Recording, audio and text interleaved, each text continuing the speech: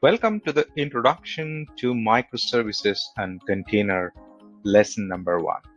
In this, we will learn various different aspects of microservices and then walk through some of the concept on top of which this container technology is built.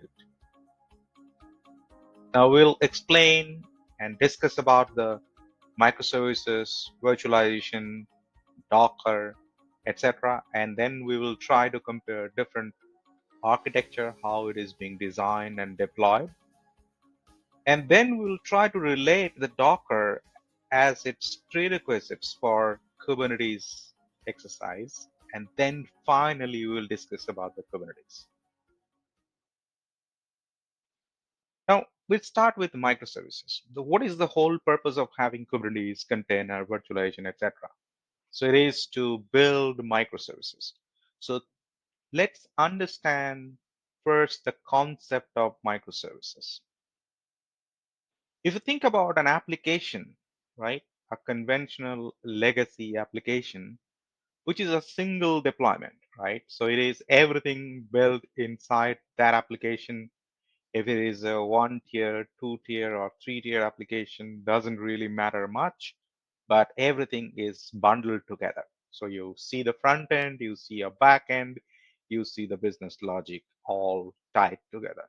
Whenever you make any changes, you go ahead and make changes to that same big bundle and then redeploy the whole big bundle again to your final production environment, right? That's what we call that as monolith. Now, in the world of microservices, we cut this monolith into pieces, okay?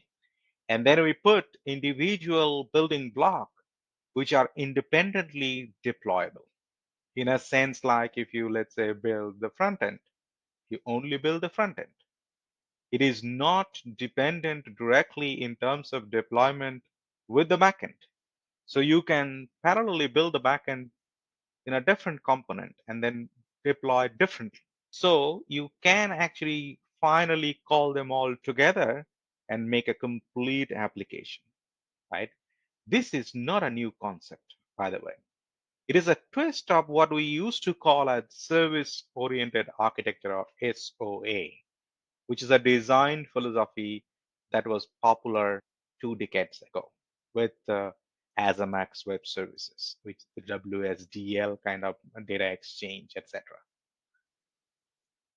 Now, to think about microservices, as we spoke briefly in our previous slide, is that we split things into multiple pieces. So think about a small activity. If you compare an e-commerce portal where you do a lot of different activities. So you first log into the e-commerce portal, you browse through the product listing, you select a product, add it to the cart, and then you finally add your address and place your order, right? And if you try to split these activities into multiple different components and then try to build them separately, individually, uh, independent of each other, right? You end up having multiple building blocks, right? So if you name them with, let's say, English letter, starting from A to I, there are multiple different things. They might be talking to each other. In this e-commerce example, if you think about when you are selecting the product, right? You're adding them into your cart. The product is kind of getting blocked because you have added into the cart. So if you have 10 products, it will remove one product and add one product to the cart. So the next person who comes in will see 9 products left, right? And eventually the product will be exhausted and it will be out of stock. Probably the search result will not display that, but you have a dependency. So you are constantly updating the inventory management system, even if you are browsing through the product listing and then buying the product from that product list, right? So it can have a dependency. So you can, let's say, use the product catalog in your shopping cart and then have that shopping cart displayed on top of the product listing. Now, coming to the microservices world, right? Sometimes we call the microservices as microservices architecture as well. So if your application is designed in that way that you have multiple API or endpoints to interact with each other, then you can actually think of it as an architecture, right? It's an architectural style for your application, right? Which gives you a set of API or services who can talk to each other and then interact with each other and also can work independently, right? It also needs a couple of things to work properly. For example, the service discovery and reliability are the two key components. And hence, in a large complex system, when you basically deal with a lot of such APIs, you tend to work on things like this, right? And you also develop different technology stack. So maybe your product listing is using Node.js. Maybe your shopping cart is using .NET Core. Maybe you are writing the order processing in complete different language or runtime or library. It doesn't really matter. They can interact with each other because at the end of the day, they are all connected as an HTTP endpoint. And for an end user or the consumer, the technology stack used to build that endpoint doesn't really matter. Okay. Now you think about the characteristic of microservices. It is first of all loosely coupled, so they are independent of each other, right? They can interact, but they're loosely coupled. And a small team owns a small responsibility, right? So one responsibility, one team, they ensure that everything is kind of working in that perspective, and then they move on. And they can continuously deploy their component without really thinking too much about the overall application perspective, right? So you make a change to your order processing API, you deploy it without really thinking whether somebody is doing something in the product listing, because that is totally independent of your code, even if your code size is smaller because you are working on a smaller component. It's easy to test because it doesn't have a lot of dependencies, right? And then you can organize around the business skills. So if you are dealing with, let's say, order processing, which is completely online payment system, which can actually be very focused on a specific domain because you have a lot of other complexities beyond technology to deal with. So you focus on that side. Now, what is the need for microservices? So why we need microservices? So we spoke about various different things, splitting things, making simple, making small, and then giving it to multiple teams to build a large system, right? So when you have a really large complex system, you build that in style of microservices to help improve in couple of different areas. Number one is to improve the scalability. So if you need more and more order processing capability, you increase the power of that deployment infrastructure only for the order processing capability. So you don't have to really think about other areas. Now, fault tolerant isolation, which means that if, let's say, one API fails, you still have other APIs working, which means that if I come to an e-commerce portal for some reason, the order processing capability is not working, I still can go ahead and then browse the product listing, add them to the my wish list, put it in the cart till the time probably the order processing is fixed and redeployed. And then finally, when I'm done with it, I can go ahead and place my order, but I'm not stuck because something is not working, right? I am partially able to work on the overall complex, larger system available today. It also helps optimize scaling decisions, right? As I spoke about, right, you can increase one part of the story really, really large, big, because there are a lot of activity happening there. It's complex, it takes time, it needs more compute power, more storage, etc. So you increase that scaling part, but you don't have to increase the overall application, right? It reduces a lot of operational cost for your application. You can also localize the complexity. So if your, let's say, order processing is really complex because it has to deal with the banking system, it has to send the bank card information, get the confirmation, and then update in the backend system. It's a very complex system, right? And it's probably not as complex as order processing in the product search, right? So because you already have a listed product and then you are just searching. So it is just browsing through the existing list of products, which is quite easy to achieve, right? So you can actually focus and put more senior or experienced resources building those complex systems. It helps you make your business agile, right? Because you can experiment with new features. So you can come up with new things, which may be a breaking change, but it will not break the overall system because you are not dealing with everything. So you are introducing additional stuff into your system just for testing purpose. Maybe in the order processing, you add few more payment options. So today you have credit card information to be added. Maybe tomorrow you want to add some wallet feature, and day after tomorrow you add more wallets to your system. So that's where you are focusing. But you're not changing the search experience. You're not changing the cart adding experience. So all of them are kind of stay. But businesses are now adopting the new mode of payment with the new world of digital payment system. So you are free to do that. You also have increased developer productivity because you are focusing on a small problem. When the problem is small, you tend to focus more in detail, in depth, and you try not to make many mistakes over there, right? And then you can have new developers onboarded into your project. They can quickly pick up one area without really thinking or understanding the overall system at large, which is again very complex things to really understand and pick up quickly. Now think about microservices. As I said, that they are endpoints at the end of the day. Here in this slide, you see that we have got service tags, right? So you have things like your services, which are individual endpoints.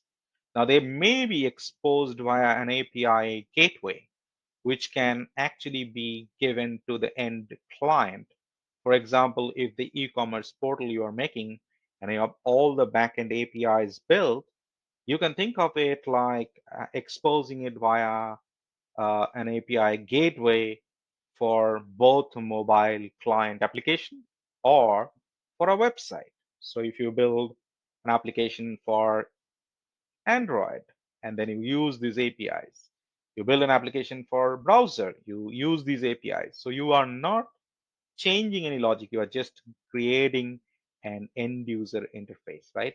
But the infrastructure remains in the backend rock solid in form of microservices being developed, being optimized, being deployed on a constant basis without your client getting impacted with the new changes, right?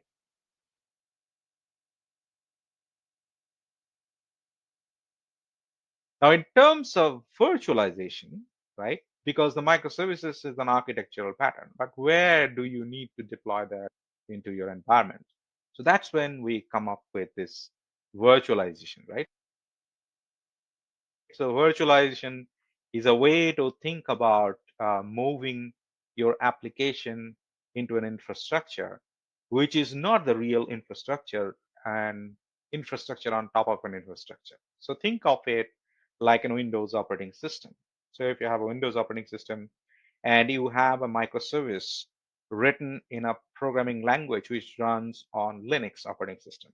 So you can actually create a virtual machine which can host a Linux operating system on top of Windows operating system, and then can deploy your virtual machine in that Linux operating system without really having multiple operating system machines individually, right? So on host, we'll have virtual machines with multiple different versions of operating system based on the actual need of your application, right? So it enables you to make the most resources you may have. So it captures, let's say, certain amount of RAM and disk size to be able to create an operating system on top of an operating system and then host the application which needs that specific version of the operating system, right? So you can actually run multiple operating system without really doing a multi-boot operating system model. In a machine, we can have two operating system, and we can choose while doing the boot to select which operating system we want to go. Rather than that, we can have two virtual machines running on top of one hypervisor host, and then we can use any of these operating systems. We can run more and more virtual machines based on the size of the host we are running, right?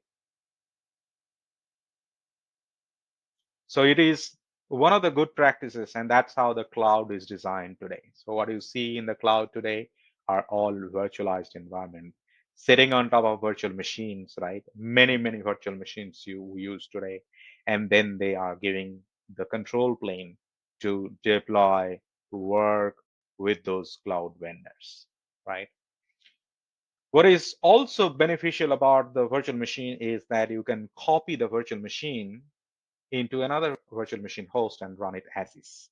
You don't need to do anything. So you can just take the whole copy of the virtual machine and put it in some other host and it'll run exactly as is.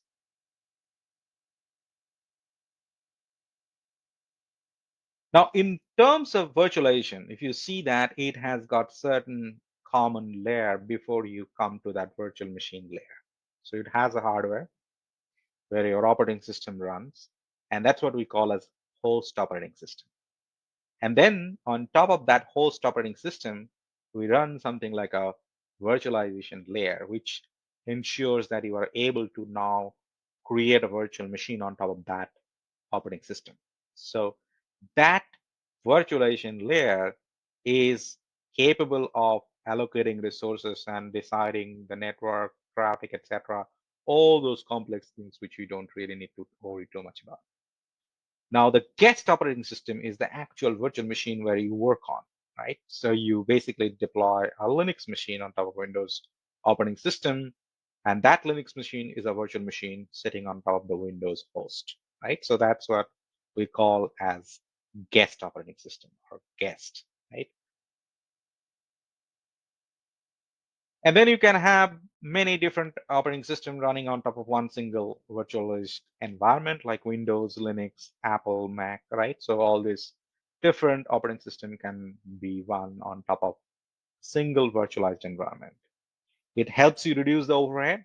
You can run multiple machine to do the same thing. Instead of that, you run one machine to do everything, right? It helps you do centralized things. So you can actually consolidate the system for simple management. So if let's say all the three operating system you need to run for your business deals the payment system, you basically maintain one virtual machine host and on top of which your three virtual machines are running. So think of it like packaging them together, putting things together. Instead of having individual hardwares or spaces, you have one single space to play with. Now, scalability is also a key component, right? You can increase the virtual machine environment as and when your business grows, right?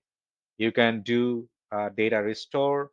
There are systems available which can actually take a backup of your virtual machine and restore it as soon as there is a problem with the virtual machine.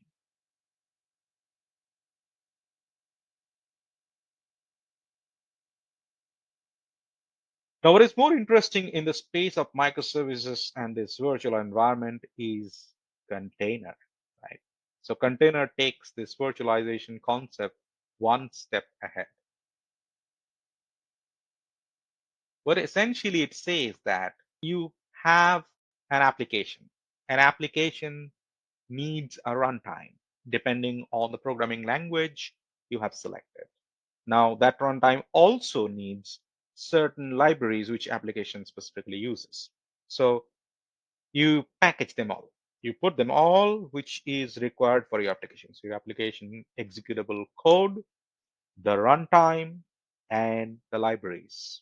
Then you do that is that you move your application from one computer to another. So think a developer is building a solution using Node.js. He or she is going to create an API using that Node.js.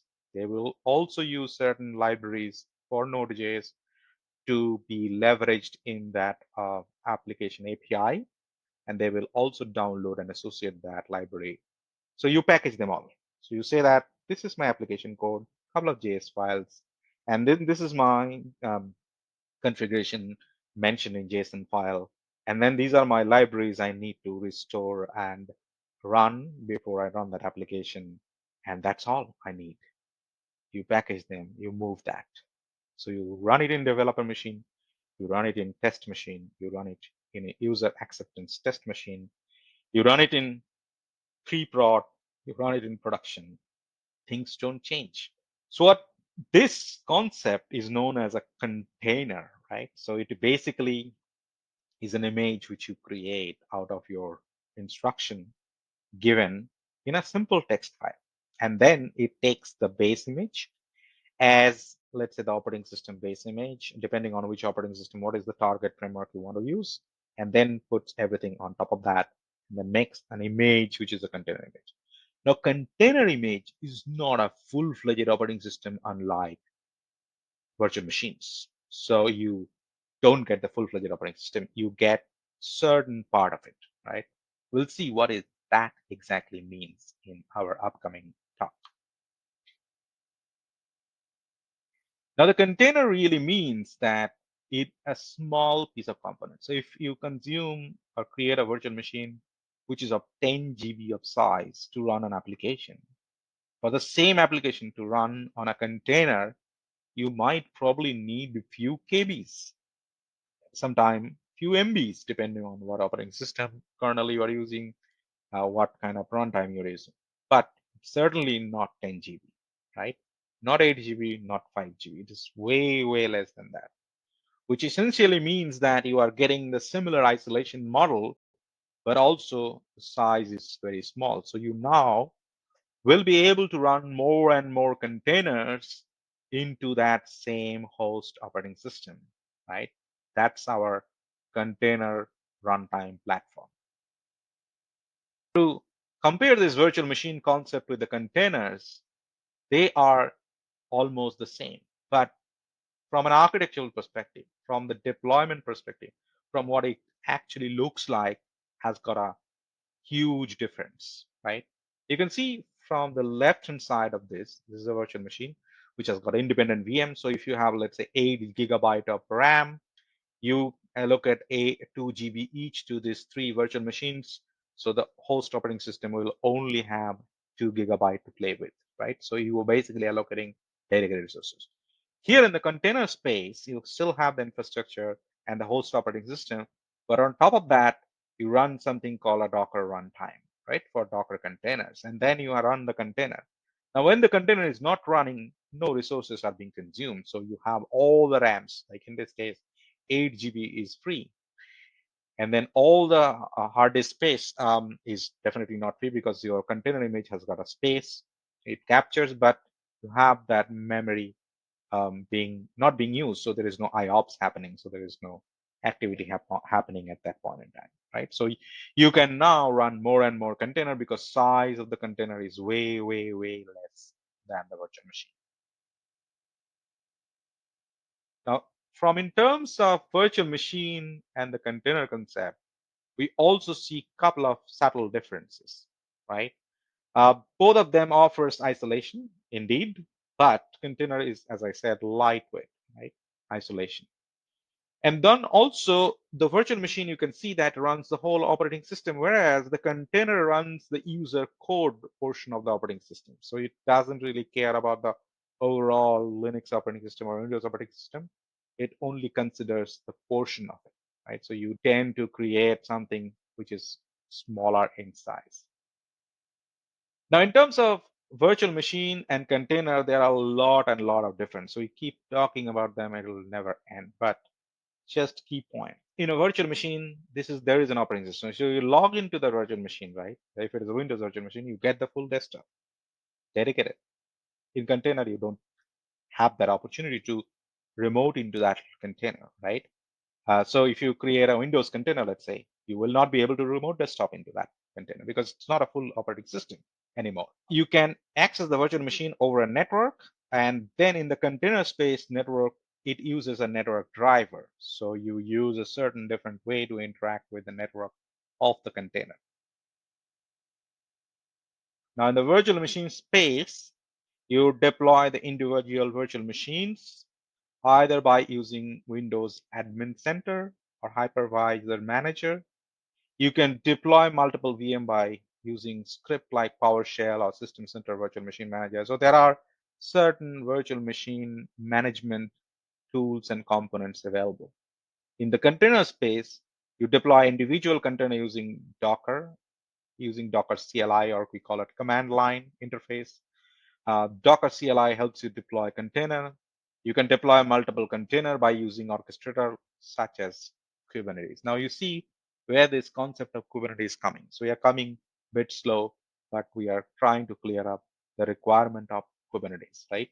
So you need some management component which can manage your container, deploy them at scale, deploy them, maintain them, monitor them as and when it is required.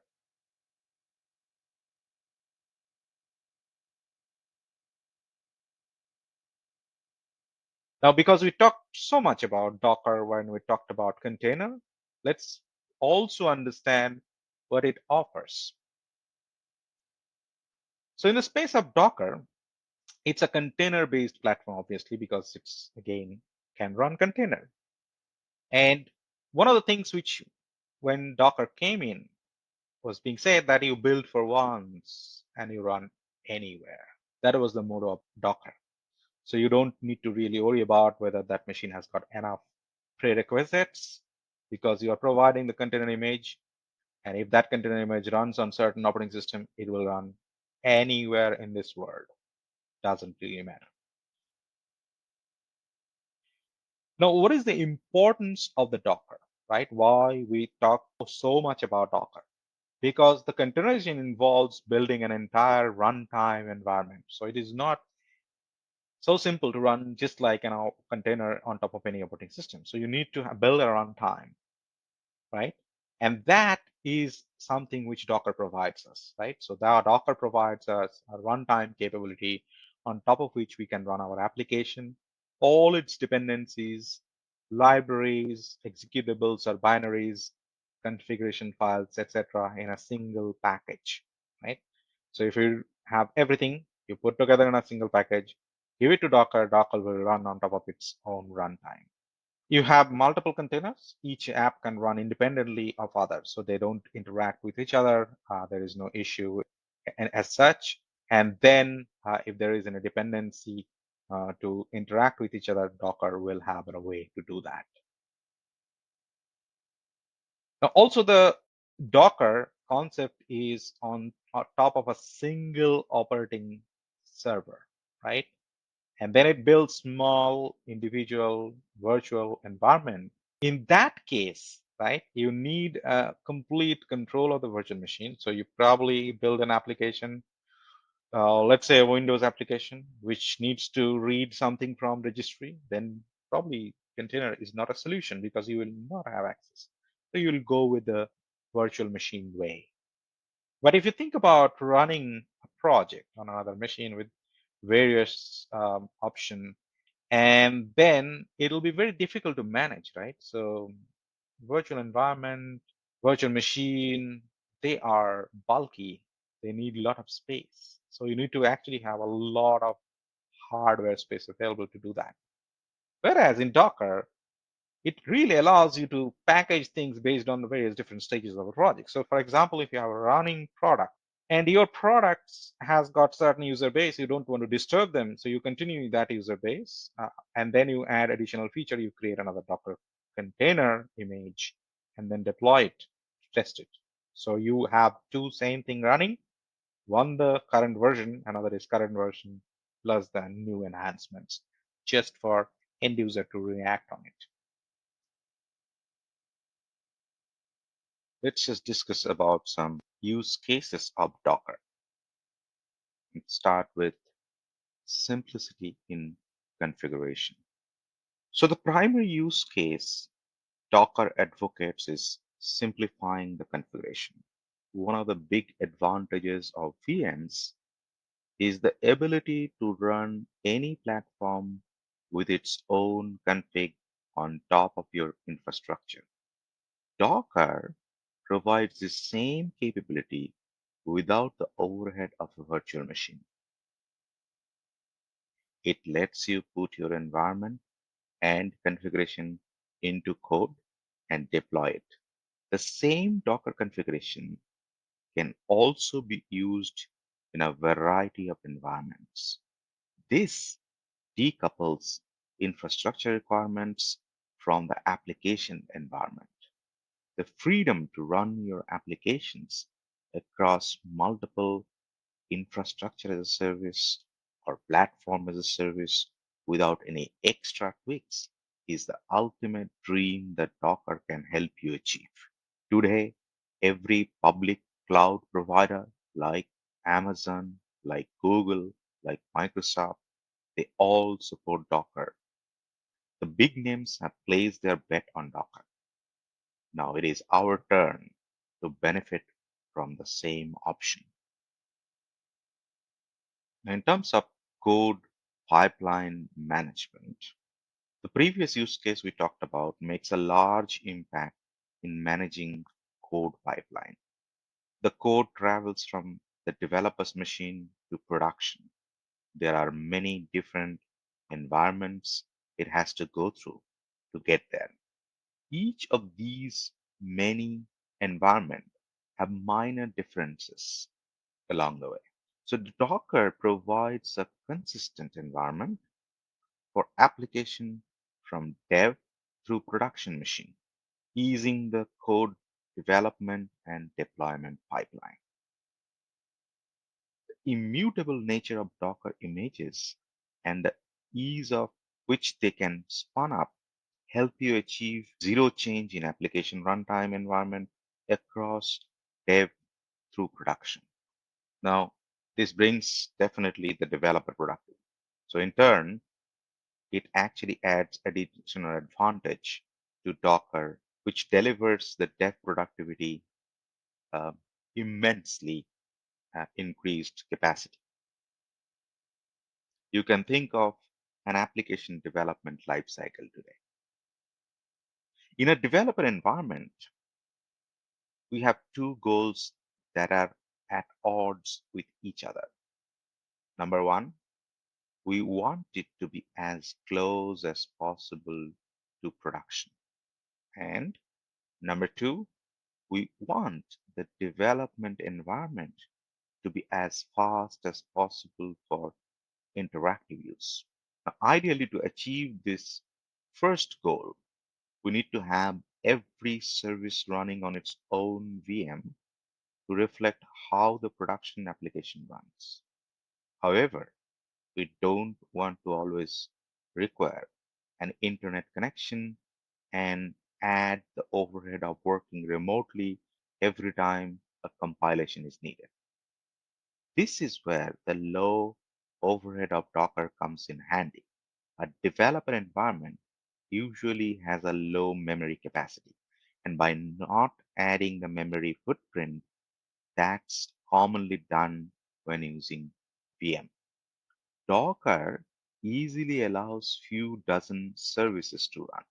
To achieve the second goal, to provide the fast feedback loop, we use Docker's shared volume to make the application code available to the containers from the container host operating system where Docker is running, which could be a virtual box or a hypervisor.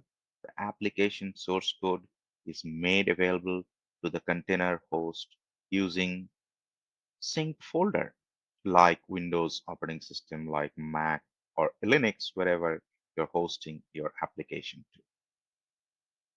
Now, the application isolation comes to the next point where it says that when you use VM for consolidating multiple applications, the application isolation abilities of Docker allows consolidating multiple servers to save on cost. However, without the memory footprint of multiple OSs, the ability to share unused memory across the instances, Docker provides far denser server consolidation than you can get with virtual machines.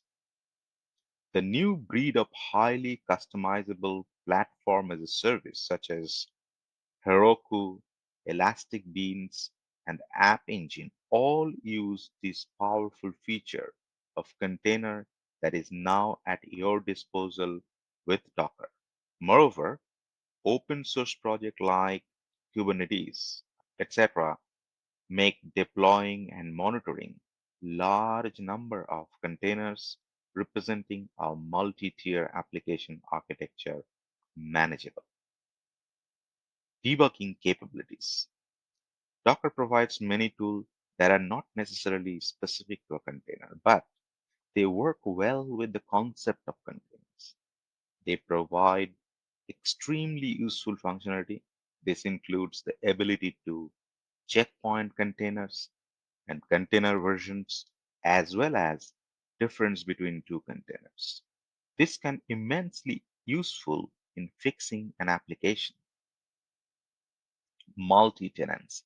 So yet another interesting use case of the Docker is its use of multi-tenant application, thereby avoiding major application rewrites. Using Docker, it was easy to make in an inexpensive website to create isolated environments for running multiple instances of app tiers for each tenant. This was possible given the spin-up speed of Docker environment and its easy to use API, which we can use to spin containers programmatically. We use Docker Py, which is a Python library to help interact with the Docker daemon through a web application interface. Rapid deployment. Before virtual machines, bringing up a new hardware resource took days. Virtualization brought this number down to minutes. Docker, by creating just a container for the process and not booting up an operating system, brings it down to seconds. This is the enabling technology that has brought Google and Facebook like giants to use containers. Essentially, you can create and destroy resources in your data center without worrying about cost of bringing it up again.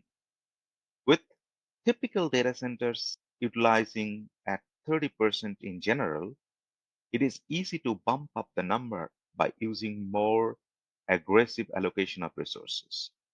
And the low cost of bringing up new instances allows a more aggressive allocation of resources in the larger consumption space. Moreover, the immutable nature of Docker images gives you the peace of mind that things will work exactly the way they have been working and are supposed to work.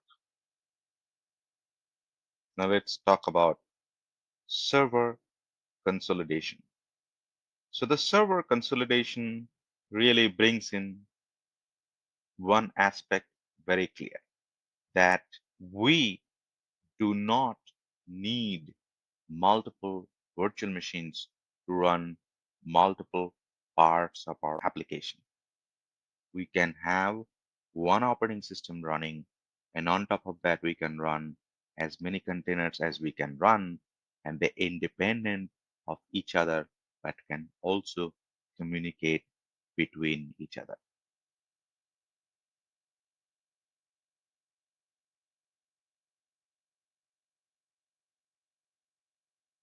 Now, the containerization concept is something which is being adopted heavily since many, many years, right? So, because it doesn't require the full operating system, it only uses certain portion of the host operating system, right?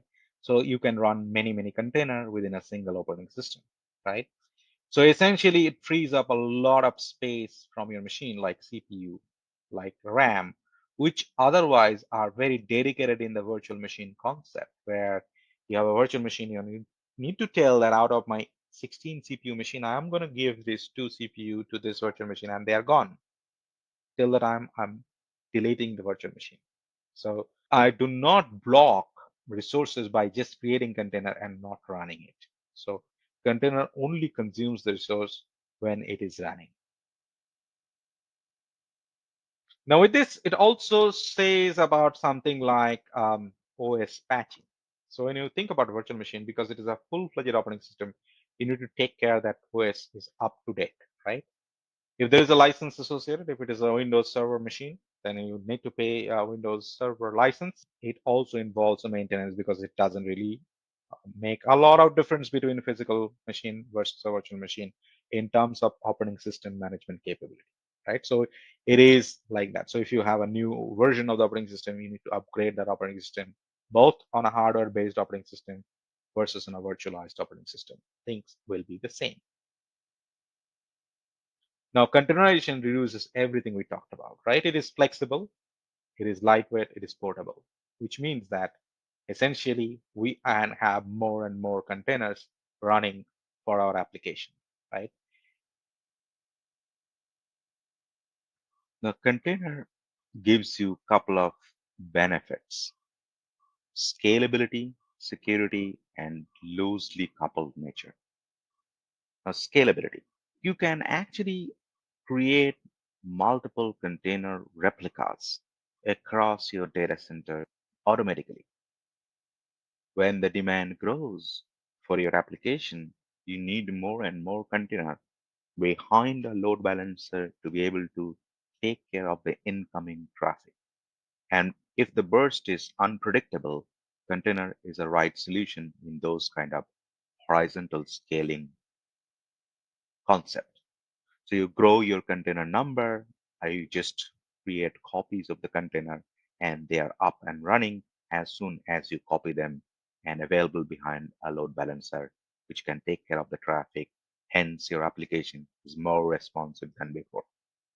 It is very secure, even if it uses the host operating system kernel and shares all the resources, it still has an isolation restriction boundary, which ensures that application code which is running within the container can't really cross that container isolation boundary level.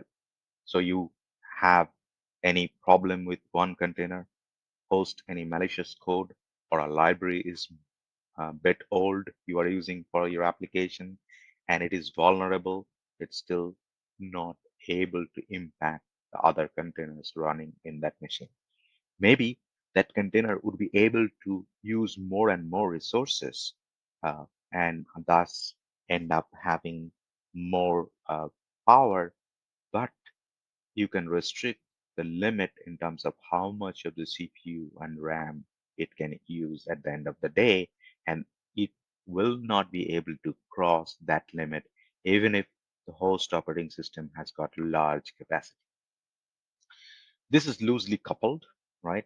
It contains everything it needs to run an application, which means that if you host an API today, and that API is built using Node.js, and that uses certain 100 libraries, which Node.js generally does, you have everything packaged within that container, which means that you do not expect the host machine to have some certain runtime for your container-based application to run. No, the container will take care of downloading the npm packages.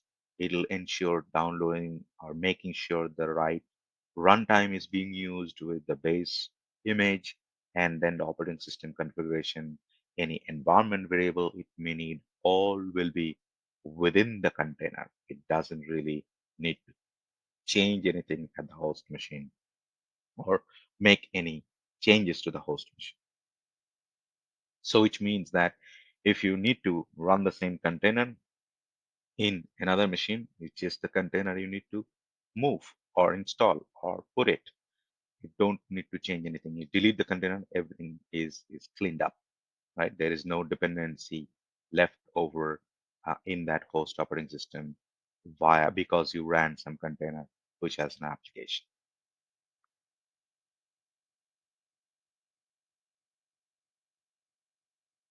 So which essentially means that now we can think of Docker and virtualization thing just like the container and virtualization, right? So it essentially the same thing. just to recap the fact that we can now run more and more and more container on top of the Docker runtime because it is only one single operating system. With that, it also comes to a point that you cannot run multiple operating system based container on top of a single container runtime. Okay, so if you're running, let's say, a Windows container, you need a Windows container runtime, right? If you need Linux machine, you need to have the Linux container runtime. So you need to think about that. So you need to Windows container runs on top of Windows container runtime. So if you have any such options available, you need to also think. So it is not, let's say, hybrid kind of model where you can run them both seamlessly.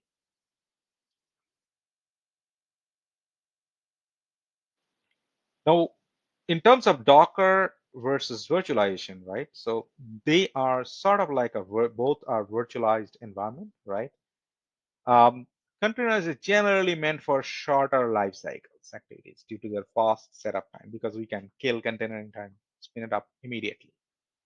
Because virtual machine takes longer time to kill and then recreate and respin, so it is meant for more heavy work or significant amount of important work like Active Directory. So you don't deploy Active Directory in container, neither can you do that, but you create a virtual machine to deploy your Active Directory, right?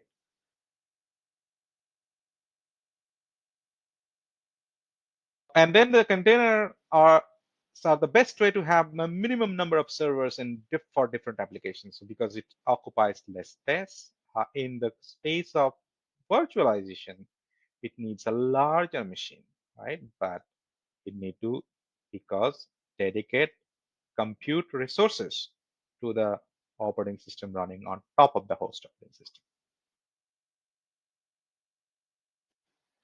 Now, coming to the Docker architecture, if you think about, go a little deeper into Docker architecture, right? Docker runs on top of a server. So imagine that you have a Linux server, you ran a Docker runtime, install the Docker runtime on top of that. Now that's what we call as the host operating system. Now on that host operating system, we have a Docker daemon, which is a service running, constantly monitoring everything is fine or not. And you have got different images, etc., available within that Docker host. So images are container images. Now you pick up one image and you run a container out of that. You can run many containers from the single image, right? So you can have, let's say, 10 different containers from one single image. So image is one thing, and containers are the thing which runs those images. Now, these images can come from local machine, can come from a central image registry.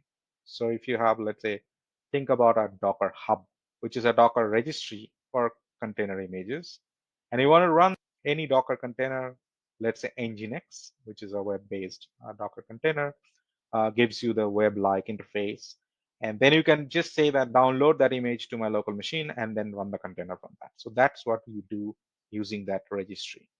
And then you have many different CLI command, the client or command line interface command to create a Docker image, to pull the image from a registry or to run the Docker image, right? So that's probably what you deal mostly with, right? As an end user, use the command line to uh, get the container and run it at your end. Now, how do you communicate? You communicate that through CLI, the Docker command. And then Docker client has the ability to connect with several daemons, which means that you can connect it to not only its local machine, but any other machine you want to connect to, right? And it uses the Docker API to interact with, which we don't directly use, but we use via command line, which internally uses that. From the host perspective, it gives you the full environment, right, where application can be executed in form of a container. Now it includes, let's say, Docker daemon, images, network, storage, containers, everything. So if you see a Docker host, which is basically polluted with all those files which are being never being used and all these things, so you need to keep cleaning them if you want to use that more in an optimal way. Now you can see that we have got interaction APIs available. So if you use CLI, you automatically using that API. But if you use an application to control that, you can also use that API to interact with Docker thing. Now, if you see of the Docker cycle, right? So you have that image, which basically hosts everything about the application, its runtime, libraries, etc. And then you build the container, which is sitting on top of a storage, right? You can use that storage, and there is a network associated to it to interact with if you have to do that. Now, when you basically build an application, you create a container image out of that application code, right? And that comes with not only your executable, but also the dependencies, etc. Right? Now, after that, you provide the metadata information about the container functionality, like if it is using any thing like an environment variable. You set that environment variable because your connection string might change time to time. So you don't want to hard code that connection string because every time you need to change the connection string, you rebuild the Docker image. Instead, you pass it as an external parameter. You add additional element to the current configuration, like through this parameter or through environment variable, through things like that. And then finally, their applications are stored and shipped using the image. That is the final thing you pass it to your customer or to the Docker orchestration engine to run on. Now, a couple of things I want to talk about here is that you have an application, right? That's what you want to run in the container. And it is defined by the image and additional configuration option, which means that you have your runtime, library, etc., but also the connection string, all this configuration detail, which could change depending on the customer and the deployment. You can create a new image from an existing image. That's also possible. So you can create a copy of the image and change there in the copy if you have to. Now there is something called network, which connects multiple different individual containers running in a Docker environment. And then we have different options of networks available, like bridge, host, overlay, Mac VLAN, none is none, right? So you have these kind of Docker networks available. Now, let's just explain a bit more in detail about this network because these are all something very important when you try to set it up in the Docker environment. So bridge is the default network option. So whenever you create a container, get a bridge network, right? It is used when multiple containers communicating with the same Docker host. So imagine that you have two containers interacting with each other, all deployed in the same host. You use the bridge container. The host is to eliminate the network barrier between Docker containers and the Docker host. So you might have multiple Docker hosts in multiple different boxes, different hardware, and you want to interact with each other. So use that option to use the host network where that Docker runtime is running. And then via that host network, you reach out to larger network, right? To reach out to other containers. Now, the overlay concept, right? It is when you run multiple Docker hosts and multiple application in a swarm kind of service. Swarm is a Docker management option available for container. So it is only applicable if you are using Swarm. That overlay network comes into play. And then when you don't need any network and you explicitly want to switch it off, you say none. And the mag VLAN is something which basically allows you to have the direct traffic between containers. Okay, you need to think about like a physical unit. For example, you have an application and a log. They should not think too much about while interacting with each other because application will constantly push log to the log container. So let's have a mag VLAN for that. Now, Docker also needs storage because they are non-persistent things. So you don't rely on something which is inside the container to store that thing, right? Because you can kill container anytime. You can have a problem with the container. What happens to the data if that is important, right? The data which is generated by the application, not by the package. So when somebody runs an application, there is a data which gets generated If you want to store that data, you should store in multiple different kind of option, which is persistent storage, right? So the data volume concept really comes in when you think about like permanent storage, right? You can have list of volumes, and then you can determine which container can associated with each volume. They're not within the container, right? They're outside the container. So if your container is deleted, you still have that data volume available. If another container spins up and points to the data volume, get the data back, no problem. So it is mainly stored in a host file system. So if you have a host file system, as there's a folder, use that folder. And then you can copy it also outside of the container. So if you want to take a backup of that folder. The volume container in that phase really talks about volume dedicated to a container and mounting that volume. So you create, let's say, a folder in your host operating system, and you say that I want to mount that as a volume in my container. You can do that. You can also do a directory mounting, right? You can mount the whole directory of files, folders, etc., into a container, and they are always in the host. So you can actually keep pushing file, and that can be shared across multiple containers if you wish to. Now there are storage plugins available that will allow you to link the container storage system and then move the data from host to an external storage array of application.